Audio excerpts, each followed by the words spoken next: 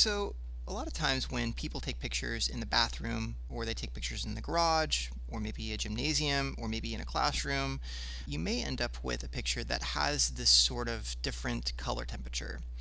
This color temperature will make your images yellow, maybe a little orange. Sometimes they turn out blue, and this really has to do with whatever light source you are using. These bulbs are tungsten lights, and because the vibration in the light is slow, it turns out orangish. Now, whatever the case may be, the first and most obvious thing you could do is, well, you could have put your camera in a custom white balance. If you're interested in how to do a custom white balance, go ahead and select the video above. I will walk you through those steps. But if you are in a situation where you're trying to correct the white balance in post, we're going to do that in Pixlr Editor. So let's go ahead and get started. Welcome to class, everybody. My name is Brad Smith, and I teach digital photography classes. If you're interested in taking one of these classes, you can find me on my website. Now, the first thing I want to do now that I have my image in the Pixlr Editor system is I'm going to choose Adjustments. Now, Adjustments is going to do the most of the things that we want to do in color correction or tonal value correction. But now that I'm in Adjustments, we're actually going to use the Curves adjustment down here at the bottom. Go ahead and select Curves, and it's going to give you a little curve line, obviously, that will allow you to adjust one of these four hues, or in white's case, it's basically a tone. Now I'm going to adjust the white, the red, and the blue.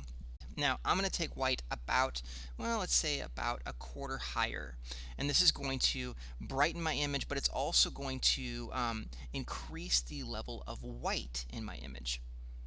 Now that I have the white a little bit higher here, I'm going to go ahead and select the blue. Not as much as you need to increase the white, but again, double tap on that blue line and then pull it up. And a little bit under the white line will probably do the trick. Now once you've done that, you're actually going to have to decrease the red. I'm going to select the red line, and again, you need to push on this red line twice to go ahead and activate it. And then I'm just going to pull it down the opposite direction. It's going to give us the correct white balance. Now you're going to have to play around with these curves a little bit to get it right. Not every image is the same. Color temperature is always different depending on the type of light that you're using when you're taking a picture. Now, to correct the brightness a little bit in this image, I'm going to push brightness and contrast.